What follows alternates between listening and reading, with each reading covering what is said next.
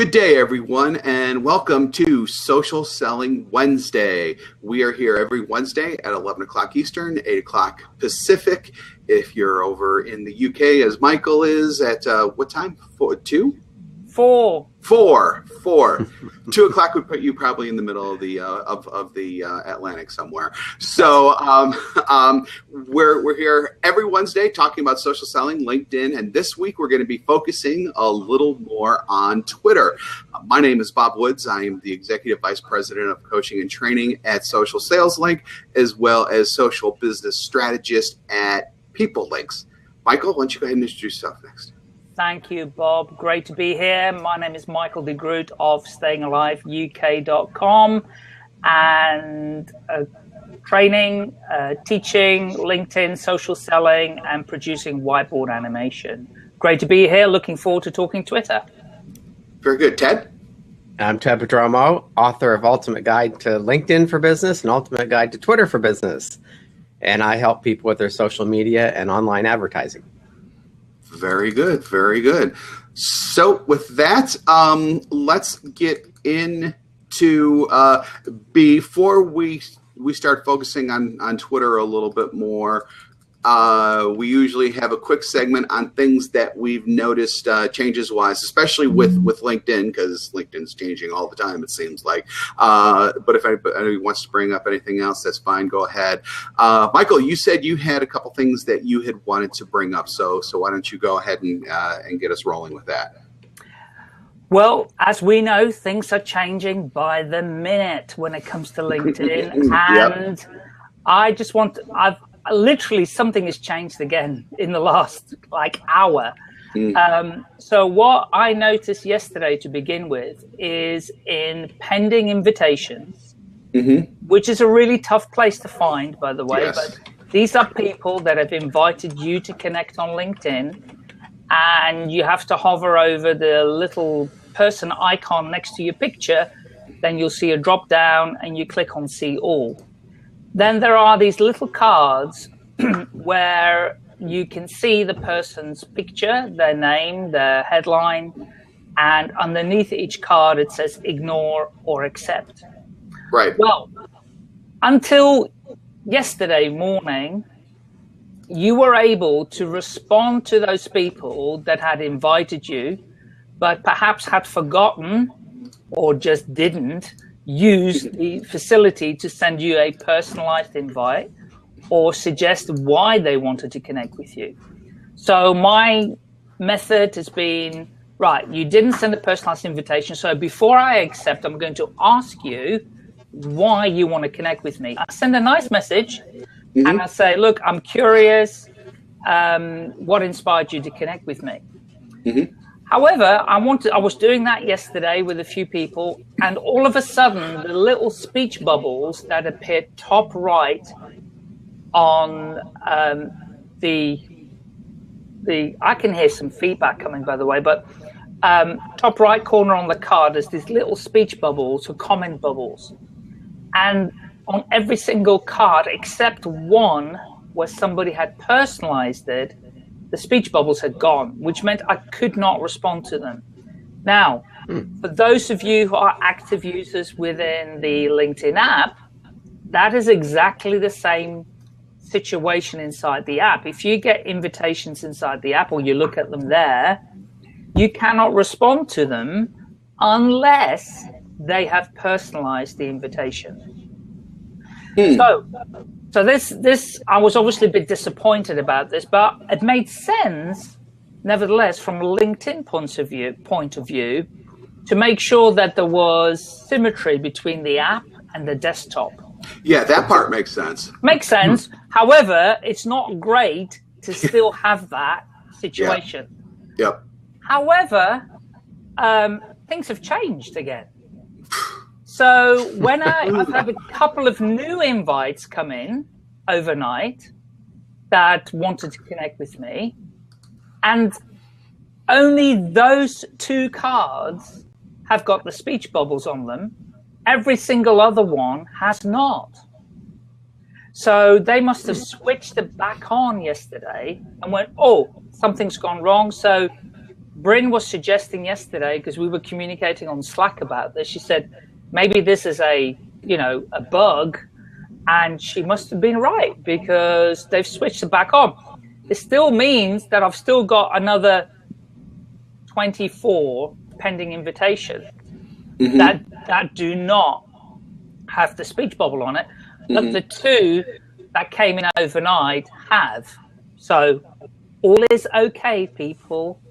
Don't fear. It looks like it was just a glitch. I'll keep my eye on it, though. So I'll give you another update next week. I'm afraid to log in today. Yeah. So that's one thing I noticed. Okay. Then the second thing is when you go to My Network and then Connections, you effectively go to your connections, let's call it database or connections list. Right. And that is automatically sorted by recently added, right? So these are people that you have recently connected to, or they've accepted your connection requests. Now, this is a little bit tricky to explain, so let me see if I can get this right, just very carefully, step by step.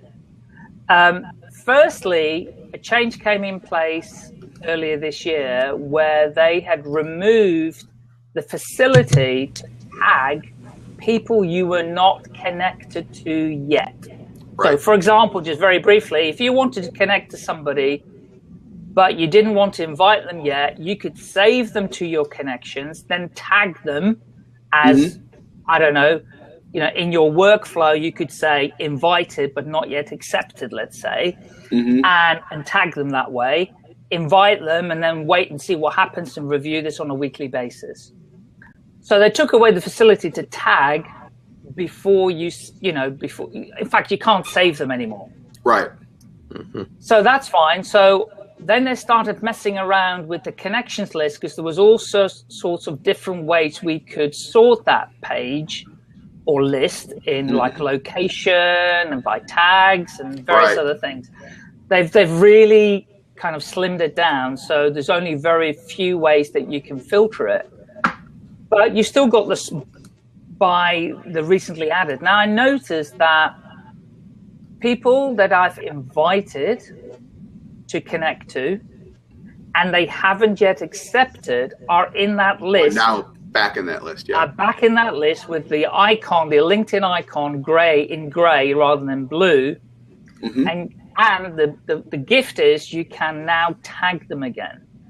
So, but it's still one step after. So it's not before you invite them, it's after you've invited them, you can now tag them. I then looked back as far as I could of any that hadn't accepted yet, and literally I can go back to people I invited last year and I can tag them. Wow. So they've enabled that feature now. How long it will be there for, it's still there today. So how long it will be there for, I have no idea. Yeah, let's see. It's still there literally as of right now, but that's all we can guarantee is what's in the here and now when it comes to LinkedIn when we're talking about it. That's right. So that's where I'm at. That's what I've noticed, and nothing else to report for the time being. Hey, Michael, can you explain why you tag people for people don't a lot of people don't know about the tagging ability and how you use it? Oh, yeah. The thing is, when I started out on LinkedIn many, many moons ago and I started connecting with people, I didn't even know you could tag people until, in fact, LinkedIn automatically tagged them based on your invitation. So if you said you belong to the same group, which no longer exists, or you were a friend or you were a colleague or something, it automatically tagged it for you. And I think to a certain degree it still maybe does that. I don't know. I don't think so. But anyway, it really is a great way to bring up people that you don't know how to find, for starters. That's one way. So you could tag them as, let's say, a networking event I go to. If you go to a networking breakfast, you can tag them with, I've met this person at that networking breakfast. So you can recall, you can go, oh, who was that I met at the networking breakfast? Let's look at all my contacts with that tag.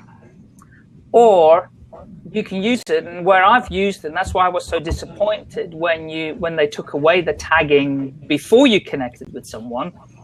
I used it as a workflow in terms of my prospecting with people and people that I want to nurture to eventually have a deeper conversation with. So I might, so taking down this kind of social selling funnel, let's call it, for want of it. I don't like that word, but let's say. Right. So I would give them tags based on invited, not yet accepted, or accepted. I sent a, thank you email, so I put different tags depending on my workflow where I was at with those people. So it was really easy to see where I was up to. Yeah. So those are those are the two different ways that I use tagging. And the power of tags is just incredible too. I mean, there are so many different things you could do with tags, and it's too bad that they did take away some of the things that were associated with it, because there were things that I trained on that are now gone that are really pretty sad, but still it still is there to a certain extent, and you still can work them into your workflow no matter what that looks like, basically. So it's up to your imagination and just how well your sales process is thought out, and in terms of incorporating not only social selling but with LinkedIn in particular. And there is a way to tag on Twitter too, which is something that if I remember, we'll get into more in this session too. So Ted, the only thing I noticed this week was the connections things. Ted, do you have anything else to add? No, the connections thing and the ability to see who you recently connected with. Mm-hmm. I lost that for a while, and now it's back. Because that was frustrating. Because I didn't know who to send welcome messages to. You had to really sort through. You have to know exactly who you connected with. Mm-hmm. Yeah, so. And that's I had actually turned off those notifications for a while in terms of email, but I've actually turned them back on as kind of a backup because when you first sign up with LinkedIn, you get flooded with all kinds of messages, and you tend to trim back, and then you tend to trim back a little bit too far. But that's one thing that I have turned back on just so that I have another source for those in case LinkedIn goes kablooey with, things that they tend to go kablooey about, basically. Right. Yeah, I agree. I've taken Bryn's tip, which is, filtering all of the email messages that come from LinkedIn that says such and such has accepted your invitation to connect. Mm-hmm. So then I know it's effectively in a pending list there for me to make sure I go through and send them a welcome message of some kind or a call to action for a conversation. Right. Mm-hmm. Yeah, exactly.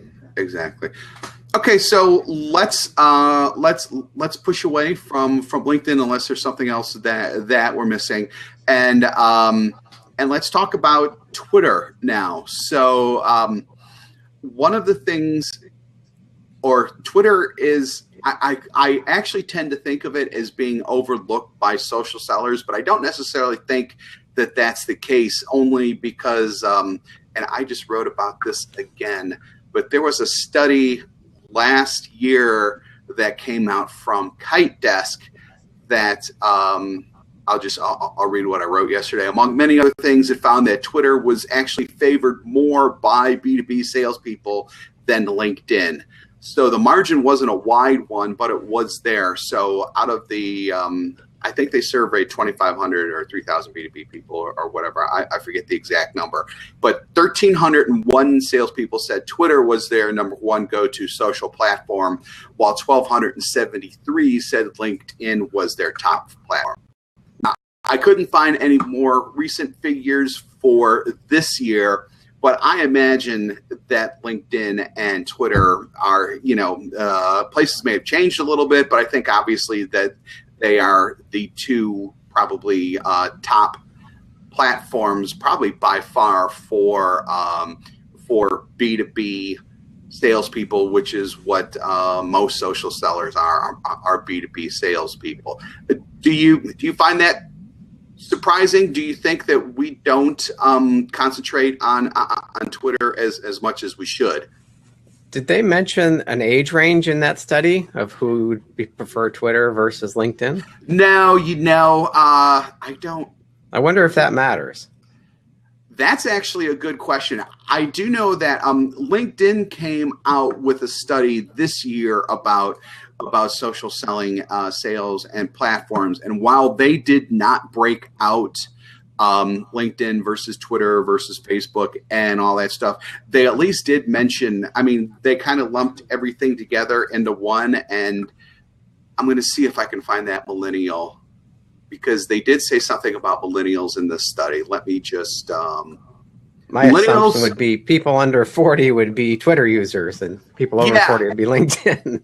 Yeah, you would definitely think that. So the headline on that page for LinkedIn State of Sales in 2016, millennials encourage teams to adopt sales technology early and often. With the key finding, millennials are 33% more likely to use sales intelligence tools, which generate background and contact information on leads, than industry peers aged 35 to 54. So it sounds like they're regarding millennials maybe as 34 years and below, or something like that. So I mean, and I've seen a couple of other studies recently just about how millennials make better salespeople, how they're using technology more. And I think that's really going, that group is going to drive the adoption of not only social selling in general, but they're going to distinguish themselves more from that older guard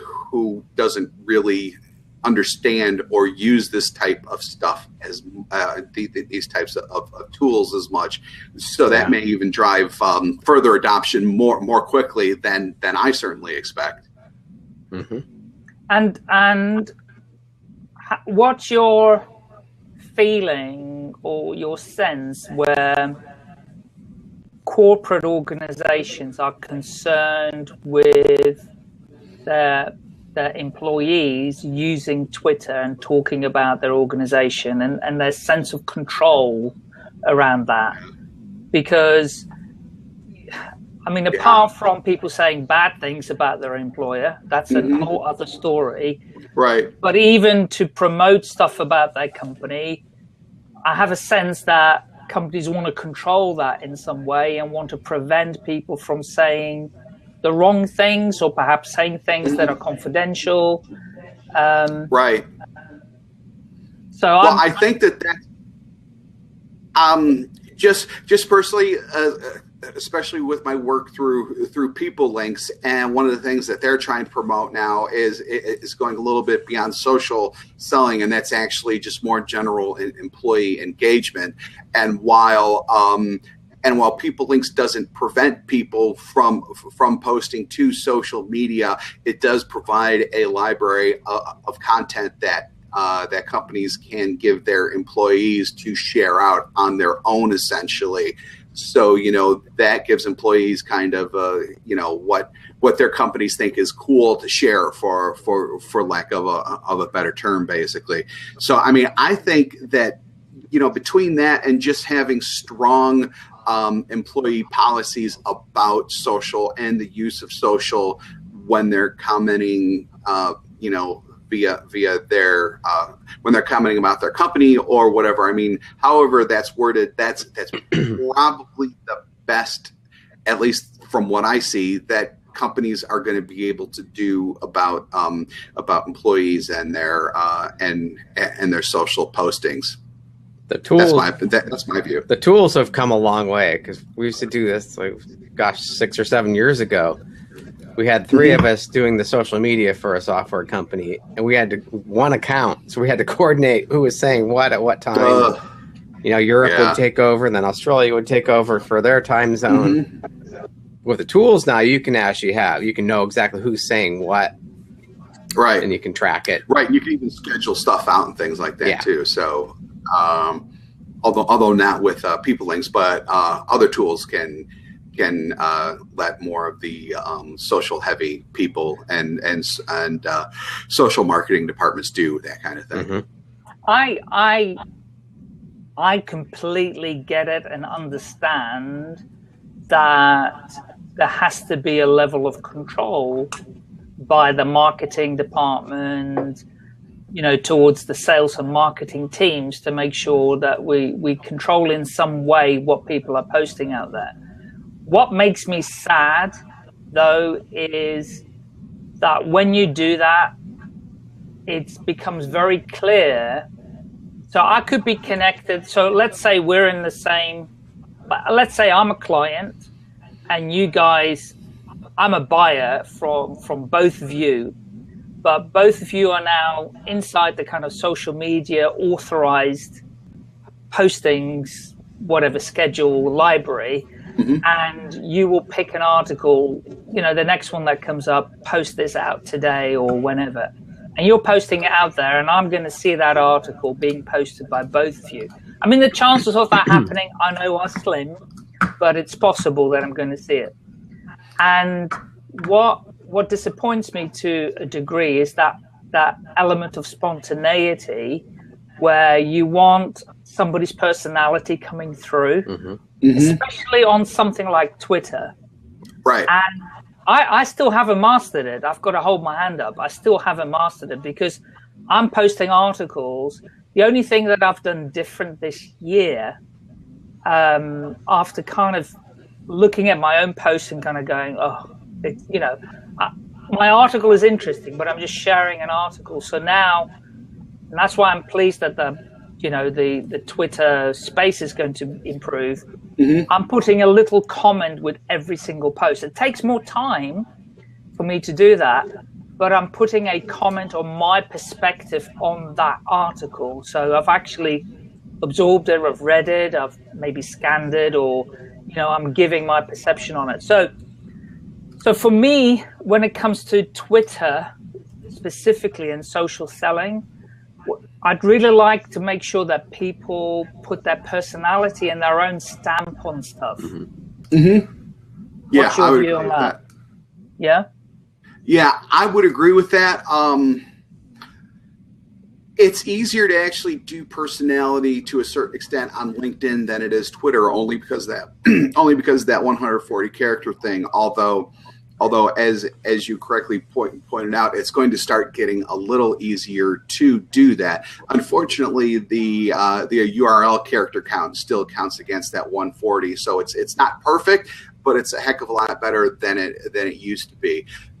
The one thing that I like about sharing Twitter articles or sharing articles on Twitter now is that you can get them to appear separately in their own window within the tweet now, and that content there doesn't count against the 140. So there is a little bit better way to build that personality. But just generally speaking, it's in my opinion, it's easier to build personality on LinkedIn than it is Twitter, basically.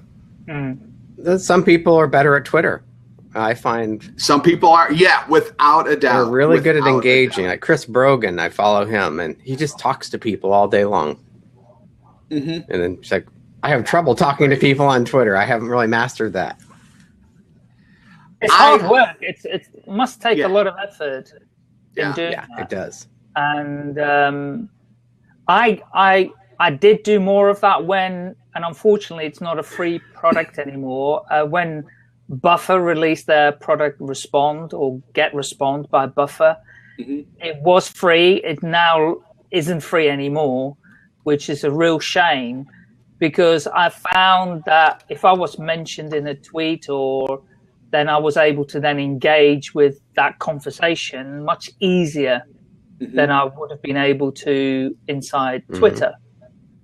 Mm-hmm. Although I'm finding where I'm experimenting like any of us, I heard somebody say this morning, we're all still learning. I mean, mm-hmm. we have every single day you learn something new. Yeah. And I I'd really like to see people engage more in conversation via the messenger or messages or direct message DMs on Twitter. Mm-hmm. I think some of my best conversations have been kind of offline. Right. And I guess in some way it's a little bit easier because I know you can see the conversation thread inside Twitter, but sometimes a conversation privately is deeper and people are not as conscious. Plus they're not restricted to the amount of characters that they can use in sending a direct message. So I would highly recommend from a social selling point of view that people use the direct messaging more. It's not used a lot. It still isn't. I get a lot of crowdfire messages. So which I'm not a big fan of. I used to way back. Who was it? It was a very, very early on automatic responder on Twitter, at the beginning. And I used that and I stopped using it. And same here. Mm-hmm. I'm still guilty of not messaging everybody that connects. Same here. But if I do manage to, then I will send them a personalized direct message. Yep. And it's the same principle with LinkedIn, isn't it? But the thing is, it's all a bit faster on Twitter. Yeah. Much faster on Twitter. Yeah, and therefore you can get a little bit like, oh my God, and the thing is you get a lot of followers that are rubbish. Yeah. You're going to go, oh God. Yeah. And so it's sometimes, and not wanting to put people off, it's a bit spammy at times. It can. But so can LinkedIn. Anyway, that's my view. Direct message me, please. Yeah, so actually, we've been talking about the changes, but I think that we should let people know exactly what the changes are. Yeah. And our colleague Bren Tillman put together an excellent article over the weekend about the changes. So I'm just going to read directly from them, just so we're on the record with exactly what's coming here. So Twitter changes direct messaging, as we said. Twitter has removed the character limit completely for direct messages. This is a huge opportunity for both social sellers and customer service representatives. The ability to get entire thoughts across, make conversations and building relationships that much more powerful. Agreed there. Next point is replies. So when replying to a tweet, when you do the @ and then the handle, that will no longer count towards the 140 characters. This can save you as much as 16 extra characters, which when you're talking about 140 characters, every single character counts there. Next is media attachments. Currently, when you add attachments like photos, GIFs, videos, and polls, they can take up to 23 characters each. That is going away. So having a much more rich experience besides just text is going to become a reality pretty quick here on Twitter. Next one is quoting tweets. So when we rolled these out, we had all hoped for 140 characters, but we only received 116. So Twitter heard us, and soon we can quote with 140 characters all day long, which is excellent. Yeah. So you can also retweet and quote yourself, which is a good point. So you can double your characters in any message you send. So you can tweet with your full characters, URL, images, etc., and then just quote yourself with even more words, links, and even @ mentions and hashtags as well. And I agree with Bryn that that's a big win for social sellers here. So can I stop you on that one? Yes, please. Retweet and quote tweet yourself. Mm-hmm. Okay. So if you've done a tweet, right, and you want to resend it effectively, right? Is that what you're saying? You can send it out again by retweeting it, and how is that going to? Well, we don't know yet until we see it, what it's going to look like. Right. Yeah, that's definitely going to be part of the thing. I think that, just with this announcement, the announcement's good, but I think that for all of us to come up with more strategies on it is, we're probably going to wait until we actually see the stuff in action, and then we start going, oh, you can do this, oh, you can do that, oh, you can do that. So because what would be really cool, and we might, if we have time, touch on it in terms of the Twitter analytics, which are pretty good. So if you have a tweet that's been particularly popular in terms of retweets and likes, you could retweet it again. You could send it out again really easily. Yeah. Okay. And so that's a retweet. Quote tweet yourself. Right? Is that when you're replying to your own tweet? Okay, so is it the arrow, the arrow that goes to the left, not the double arrow, which is the retweet? The quote tweet is the arrow going to the left. Right. So I'm going into my Twitter account right now. So bring up my tweet stream. So then,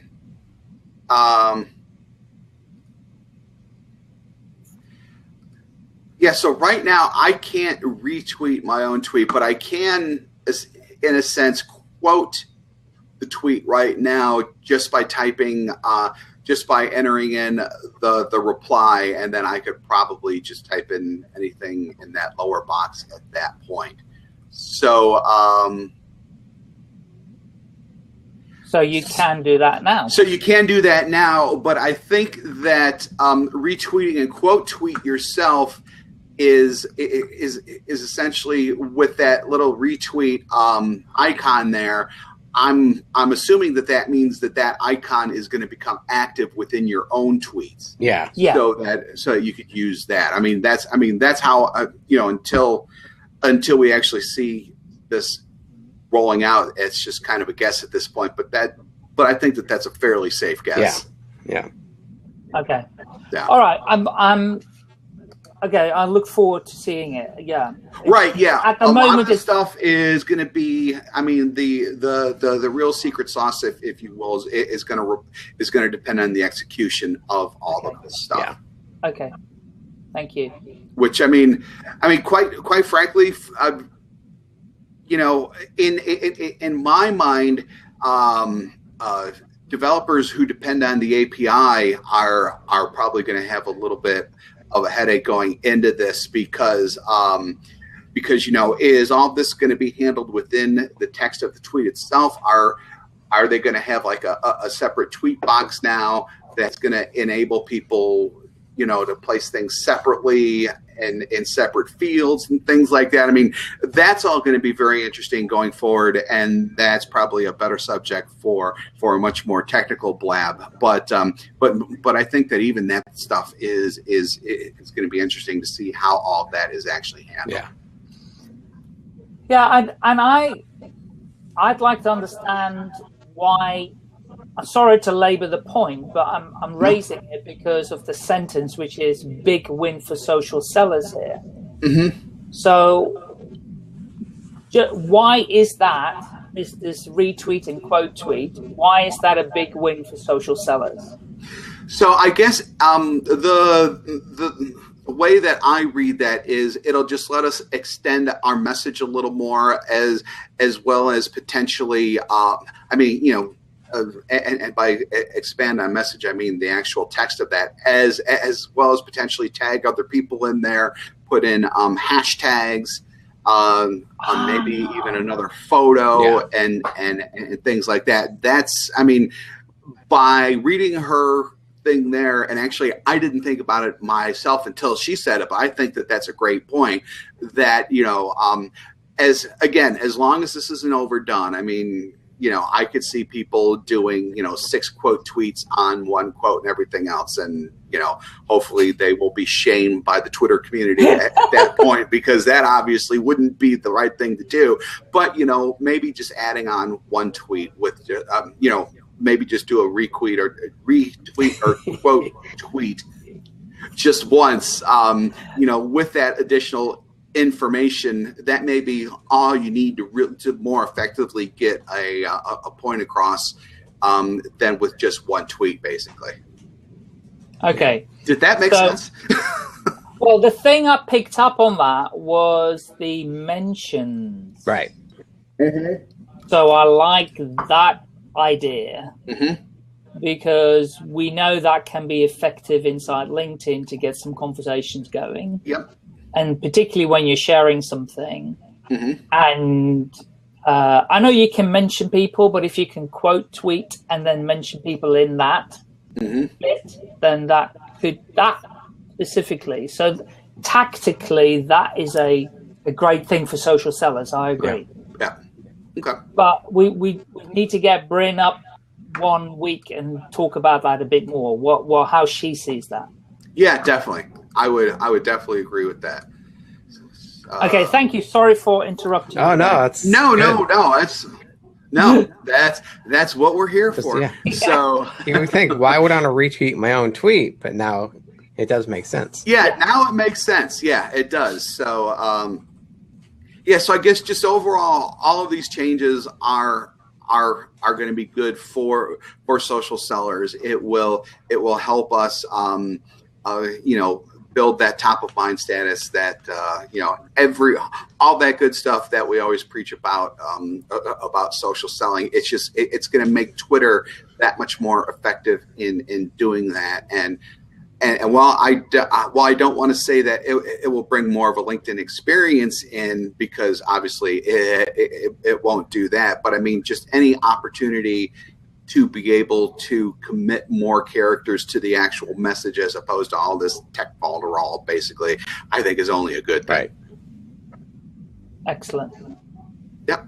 Okay, thank you. So so while we're here, I have a tip or two about Twitter and social selling. Does anyone else want to start off with a tip or two that they have in mind specifically about Twitter with social selling?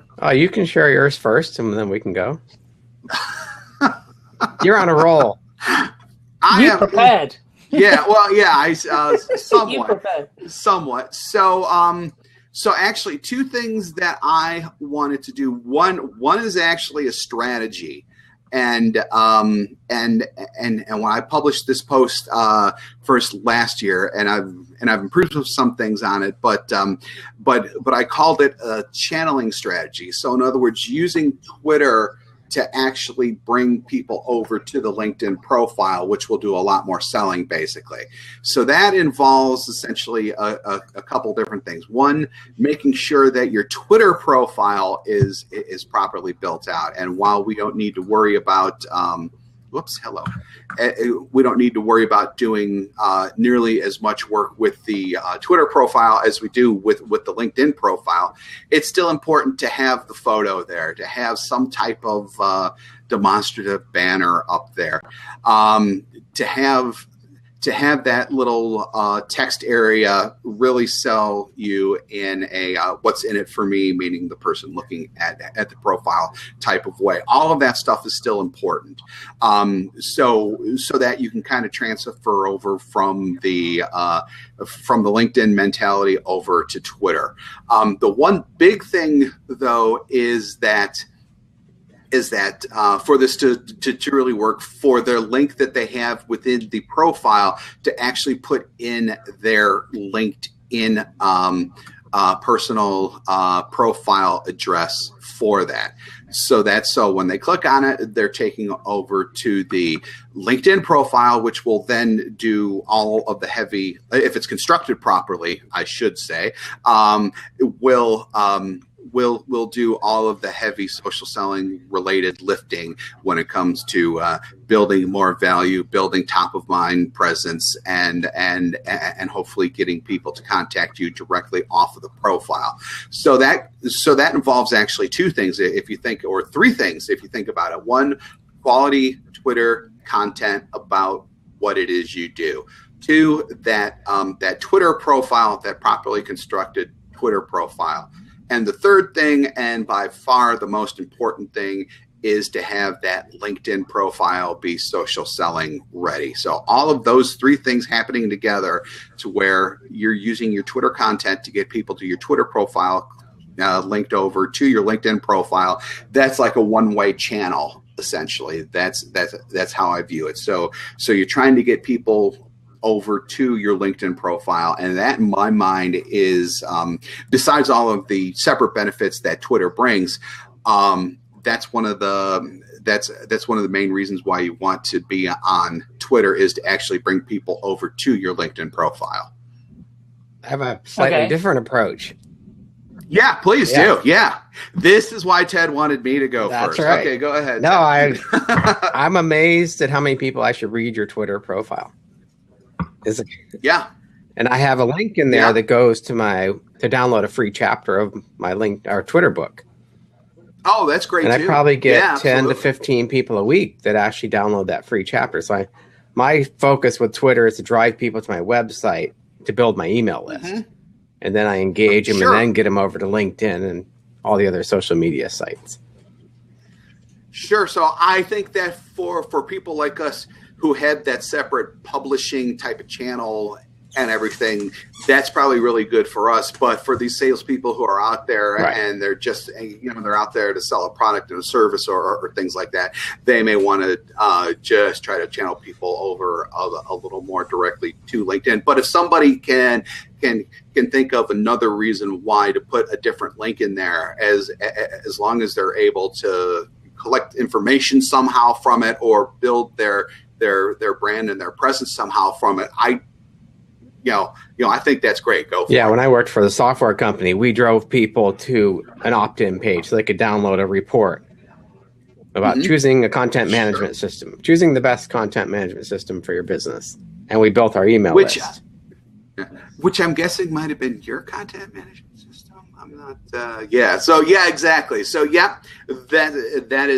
that's definitely another great way to use that link. Yeah. But that Twitter profile, I think, you won't put as much work into it, but it's still very important. Yeah. So definitely put a proper amount of time into it. What do you think, Michael? Yeah, those things are really, really great suggestions, and interestingly enough, I'm getting more people now direct messaging me on Twitter to say let's connect on LinkedIn as well. Yeah, I've had that before too. Yep. Or they've put on their summary description, let's connect on LinkedIn as well. So I've seen a lot of folks using Twitter as the channel to try and then get a deeper conversation going inside LinkedIn, which I think is a great idea. I also believe that if you've been following somebody if you're following them on Twitter and they have followed you back, this is the key. As long as they follow you back, it will give you a great opener, because if they follow you back, they've had to go to your profile and click the plus follow whatever link button. And that's a great signal to jump on LinkedIn and go, right, are they there as well? Let's ask for a connection, because it's an easy personalized message to say, we're connected on Twitter. Are you okay connecting here? Yep. I would wholeheartedly agree with that. So that I find is a good thing to do. And then am I allowed a second one? Sure. Yeah, sure. I think we could do that. And I'm actually going to ask you the question, because you said, if I remember later on, to mention this bit, which is about the tagging. Yeah. So why don't you, because I think it's the same point, I hope it's the same point that I was going to bring up. So I'm going to ask you the question. So explain to our audience then the tagging philosophy inside Twitter. Okay, so really quick, you can, it's a little bit more of a rudimentary thing, just because Twitter in and of itself doesn't specifically have tagging, but you can set up lists within Twitter to where you can assign people to a specific list. And then so think of a particular list as like a tag, but just one tag, because you can't put several. I mean, you could, I guess, potentially put one person in several lists. But the key is here to make the lists private, because if you make the list public and you have a big old list that says potential customers, someone who is a competitor of yours and who is following you can look and go, oh, I wonder who his potential customers are, and then go in for to that list itself at that point. So definitely make those lists private, but at the same time, you can use Twitter in a certain fashion, like LinkedIn tags, to generate those lists of people to prospect to make a LinkedIn connection like partners, to even potentially ask for connections on LinkedIn. I mean, once again, this gets into, let your imagination take you to where it will in terms of what types of lists you want to make and how to populate those lists. But there is that type of functionality within LinkedIn. You just kind of got to hack quote unquote just a little bit to bring it more into social selling purposes. I find it's also good to have public lists. Yes, public lists. Yeah, oh yeah, absolutely. It kind of gets your name out there in front of so many more people. Right. Yeah. Yeah, that's definitely not to take away from public lists. Those are very valuable too, and I'm really bad at public lists. I should definitely make more of those. But private lists can be very important in terms of networking and finding prospects. And even if you have a proposal at a company and you want to kind of nurture it through to the close more quickly, you can make a Twitter list of people within that company, so that you're touching those people probably once a week, once every other week, depending on your sales cycle, because you don't want to be too stalkerish, obviously. Right. But just to keep your name and your company on their radar as that proposal is working its way through the company. I'm that was the point I was going to make. Okay, good. So we were on the same wavelength. Excellent. So here's where the kind of lists stroke tagging is beneficial. Totally agree with Ted that if you make your list public and you give it a name that is a compliment to the individual. Right, yes. Mm-hmm. So, superstars in social selling, let's say, and you add them to the list, or we've seen quite a few people add me to the blabbing lists and things. So that makes the individual feel good about themselves. And they're going to go, oh, that's nice. I feel, they get a shot of dopamine in their brain and they go, oh, that's nice. Yeah. I'd like to know more about this person because they've just given me a nice compliment. And who am I there with? So you go and check out the list, and you might subscribe to the list. And right. And here is where, at the end of the day, and this is where it's easier for social sellers to do this in Twitter compared to LinkedIn, with the exception of Sales Navigator. So let's assume not everybody's got Sales Navigator. Most people don't. Because, of course, you can do this in Sales Navigator. But on Twitter, if you've created a list, you can dive in and see what people are tweeting. And you can like and retweet those tweets. Right. Okay? So, again, I always say when people like, retweet, share your content or your comments or your whatever you're saying out there, they do genuinely get a shot of dopamine in their brain. And that's why social media works. Yeah. Because they want more of it, Right. So really what goes in the brain is, oh, they love me. Yeah. They really love They go, oh, they love me. They really love me, Yeah. And so from that point of view, if you've got a few folks in your list that you want to develop an engagement with and develop a little bit of trust with, then that's a great way to do that on Twitter in an easier way. I mean, obviously they need to be active. I've wanted to look at people's tweets inside Twitter, but sometimes they're not even there. So Yeah.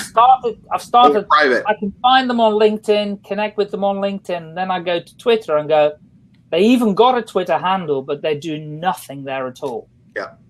And that's obviously when the road kind of ends. Yeah. You know? Right. Yeah, Yeah. definitely. Very good. So anyway, Yeah, very good. Anything to so we've gone over channeling people over to LinkedIn for a wide variety of reasons, and using lists for both tagging as well as just promotion on LinkedIn. I know there's a lot of others out there. Ted, do you have anything to add there? Well, I use Twitter more for broadcasting. I know I need to engage more. I do like 10% engagement, 90% broadcasting messages and sharing content. Yeah, that's probably me too. Yeah. So I'd like to get that to 60-40 maybe. But there's just not enough hours in the day to do it all. Yeah. yeah, one thing I'd like to add, and I know we're probably over time, but one thing I'd like to add, and that is you've hinted at it, and I would like, Bob, and I'd like to just kind of make it bigger, and that's branding. So whatever you're doing on all your channels, on all your networks, whether it's LinkedIn, YouTube, I don't know, Twitter, Pinterest, anywhere that you've got a channel, Google Plus, Facebook, just make sure that the branding flows through, and it's pretty much identical. So the profile photo is identical, the header is identical. Yep. So it breeds I can't say the word. Familiarity. It makes people Yeah, familiar with your too. brand. Yep. And so wherever they touch you, wherever they look, they go, oh, yeah, okay, I remember this guy because there's his photo, there's his header. It all looks the same wherever I look, and I become familiar with his brand. Yep. Consistent branding. Yeah, I would. Yeah, that's a great point. And even when you're even if you're an employee, you're a salesperson, you've still got to develop your own brand personality and identity Yep. across all these channels. So that's Agreed. that's the last point from me today. Okay. All right, good. That sounds good. Well, I think with that we're just about out of time, so I think that we're going to wrap things up for this session. Once again, we are here every Wednesday at 11 o'clock Eastern Time in the U.S. Feel free to join us. We always have chat open, as well as, generally speaking, a chat window open that you can participate in via audio and video if you want to share your face. Otherwise, we can definitely do just audio as well. So say goodbye, guys. Goodbye. See you next week. Goodbye. Thanks for joining us, everyone. See you this time next week. Thanks, everybody.